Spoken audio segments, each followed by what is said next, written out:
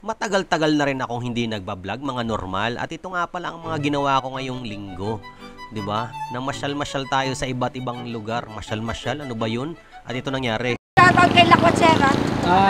O 'di ba, nag-shoutout pa nga si Tita ng health office at nagpunta pala ako sa Taysan.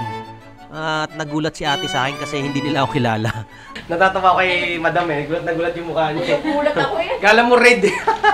Kala mo hold up. Nagulat ko eh. Kala ko eh. May babaril na sa amin din eh. Maganda naman dito sa Taysan. Yung kalsada nga lang ang medyo malubak-lubak pero under construction naman. Sana maayos talaga nila to para hindi masira yung mga gulong namin.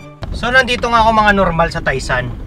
Maganda sa Taysan. Tanggal ang problema dito talaga, kalsada. Tingnan mo naman. 'Di ba? Walang exaggeration 'yun ha. Oh. 'Di ba? 'Yun ang disadvantage ng lugar na 'to eh. May mga part din pala na patag. Oh, 'di ba? Nakita niyo naman. Malinis dito mga normal. Yung kalsada lang eh. Sana maayos kasi maganda yung lugar, mapuno, malawak yung forest. Malawak yung forest ano niya, forest. Basta yung forest ano niya, putang ina forest din. Okay sana eh. Malubak lang eh. Hindi ka makakapagsalita na maayos dito eh. O, di ba? At tuwing pupunta ako ng Taysan, dito agad ang diretso ko sa vulcanizing. Palit na naman tayo ng gulong. Next time nga, pag nagkapera tayo, bibili na talaga tayo ng original na gulong para makapaghanda tayo sa mga lubak-lubak na daan. O, ayan, di ba? Nagpalit tayo. May nasiraan nga pala ditong truck. Ano nangyari daw? Ano nangyari dyan? Ano nitinda mo, te? Tayo to? Paninda to? Magkano yung isa niyan? Mahal naman! Galing ako doon kaya traffic. Ito yung may dahilan eh. Ito yung saliran. Ikaw ba driver? Hindi. Penante ka. Penante din ako dati. Ano bang nangyari doon, Brad?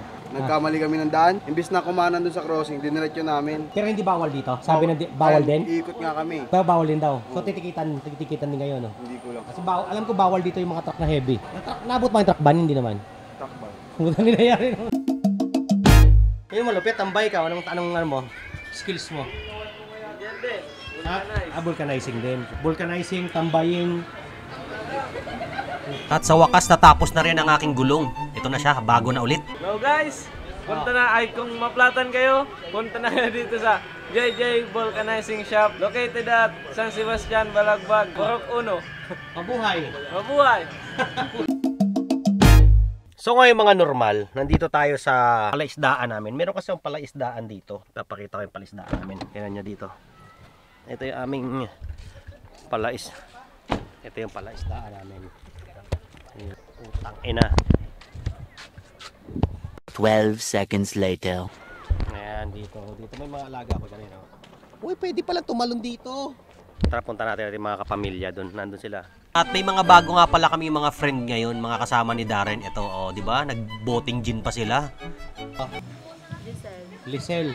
Angel. Pangalan mo? Bata. May kulangot ko. Joke lang wala. Ito malapit mga normal. Yung sampayin niya galing sa Taguig, pusang gala, dala-dala niya hanggang Mabini, Batangas. Ganun kapatsik si Nicole, di ba? Huling gala bago pumasok. Okay, hindi na natin pahabain pa sa sobrang daming ganap dito sa beach. Ito yung mga nangyari. Si Darren medyo nalasing. O di ba, nawala sarili. Ayan sila, naliligo sila para mais masan din. At si Nicole, syempre, maganda boses, pakanta-kanta lang. Ayun nga pala yung bata. At si Isang, tumakbo, naglaro sila together with Regina. Ayan. Na-addict na sa scatter si Darren. At sa kalasingan, nilibing yung tuta ng buhay. Pero joke lang yun ha. Baka isipin nyo, malupit siya sa hayop. Hindi naman. At pagkatapos ay nagpunta kami. Ako pala nagpunta sa Malbar Municipal Hall. At nagpe-prepare sila ng ibibigay na giveaway sa mga schools na school supplies. Kilala mo si Bini? Hindi po. Hindi ko tinatanong ko siya. Feeling nila talaga sikat na sikat sila. Parang kasama din. Kasi nakaka-sold out sila ng concert, kaya feeling nila. Alam nyo ba, umabot na sila sa ibang bansa? Kaya feeling nila talagang dudumugin mataas sila. na sila. Mas mataas, Blackpink o Bini? Blackpink. Cover na cover sila. As in, tapos sila, sila, yung mga sikat talaga na kaway-kaway. Blackpink, diba? Opo. Basic psychology, mga normal. Pag mabait yung mga tao sa barangay hall, asahan nyo mabait din yung kapitan yan. It's a reflection. Wala mo na magtatas ng camera, ha? Kasi naman, nagsasalita ako dito. Tapos biglang may tatas na kanan. Biglang lecture naman ako. Tapos biglang alam mo, Pilipino, kahit umiiyak, biglang pag may tumas na camera, alam mo may gano'n.